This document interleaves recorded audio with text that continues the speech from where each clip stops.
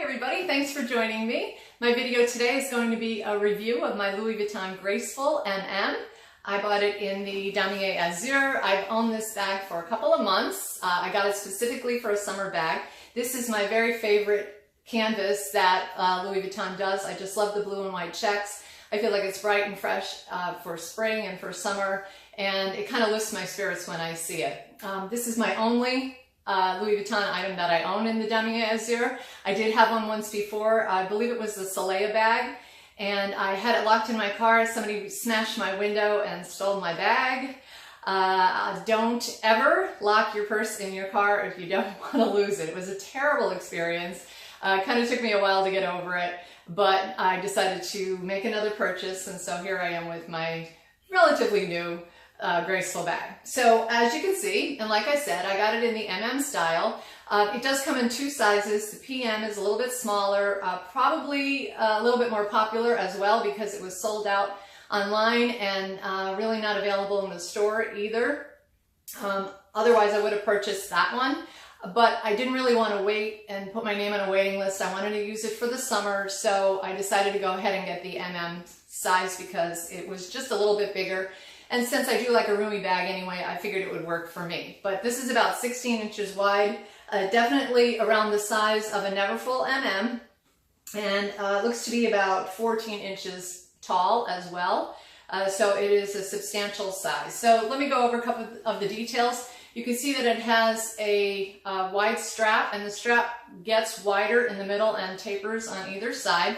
And on either side it connects to these rings, which is a nice feature of the bag. They are gold tone. And it makes the bag very pliable because there are pleats on either side, and so the strap will go back and forth quite easily. The bag doesn't have any stiffness at all when you have it on your shoulder. The sides on the bottom have a seam, or a seam right here, and then there's a seam down the middle and on the other side. But there is no seam on the long side in the front, which makes the bag a lot floppier and a lot more pliable. It's not as structured as the bottom of the Neverfull. That one has a seam all the way around and it keeps it more firm, but this definitely does bow and sag on the bottom, but it's really meant to. Okay, some of the other features of the bag: it does have a luggage tag, which is nice, dangling down there. I kind of like that as a little accent piece. And then right here in the front there is your embossed Louis Vuitton Paris, and there is a magnet there. You can see the stitching around there, and then on the opposite side there is the stitched magnet as well, and that is the only closure that this offers. My particular magnet doesn't seem to be very strong. It does separate quite a bit. I'm not sure if that's particular to my bag or it's just a general feature of the bag itself. I have heard that different bags have different magnet strengths, but this is not very strong. To be honest with you, I wish it was a little bit stronger. However, I've been handling it because usually what I do when I get the bag on my shoulder is just sort of fold it this way, and it stays pretty closed. The inside of the bag is the rose ballerine. This is one of the options for the lining, and I love a good lining, and this lining is one that just makes me happy. I love the pink color, and it's probably one of the reasons why I bought this bag. So it's a big open space, and it does have one pocket. The pocket is probably, about, a foot long. It's a really long pocket. It has a zipper, and that is where I put my cell phone. It stays in there pretty easily. Usually I will do like a half zip, so I zip it up halfway just to secure it a little bit more, and then the phone goes right in there without any struggle at all. It stays in there too. It never falls out, which is a good thing, because sometimes when you have a bigger bag and you can't find your phone is ringing, or you need to text or something, it can be a bit of a hassle, but this stays right in that pocket. So it makes it very easy to work with.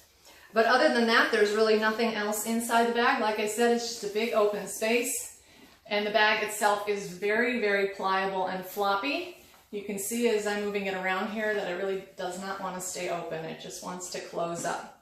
So when you wear the bag, you put it, obviously, you put it over your shoulder. It's a shoulder bag.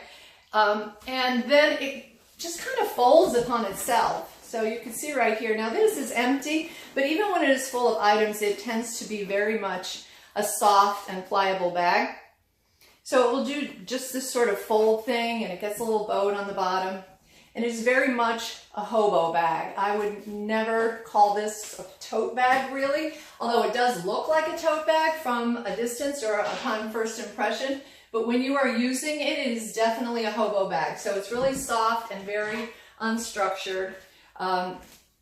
It doesn't go out too far from your hips when you're carrying it. It's not going to be a bag that's going to be bumping into things or people very much, because it sort of collapses in on itself. But it's really soft and very comfortable to use. So you can fit nearly everything in it. There's really no reason for me to show you all the different things that can go in it because it is huge. So everything that I carry with me, and a lot of extra stuff that I might accumulate during the day if I'm out shopping or whatever, you can throw very easily into this bag. So the pros of this bag: it is super, super comfortable. I think it's very pretty, very stylish. It's a newer bag to the Louis Vuitton collection, so it's pretty popular and in demand. Like I said, the PM size is consistently sold out.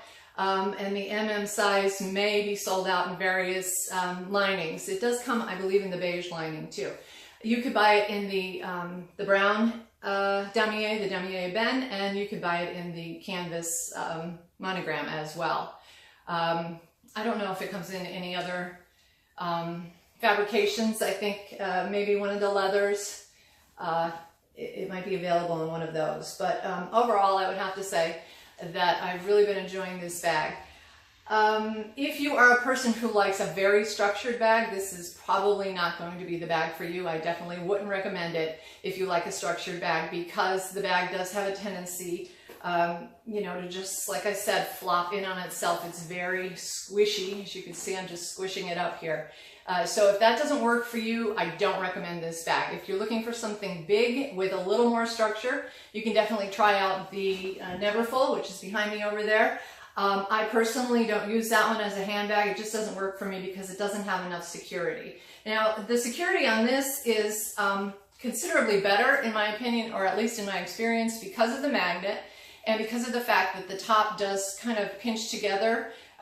The weight of the contents of the bag will pull it down a little bit, and it will keep the top closed, so that when I am driving with this bag, I put it on the car seat next to me, and even though it might flop over a little bit, it does not open up and the contents do not spill out, unlike in the Neverfull, which was a real problem for me when I was trying to use the Neverfull as a daily handbag. So I would say that the security on this one is a little bit better. Cons of the bag include, like I said, the magnet.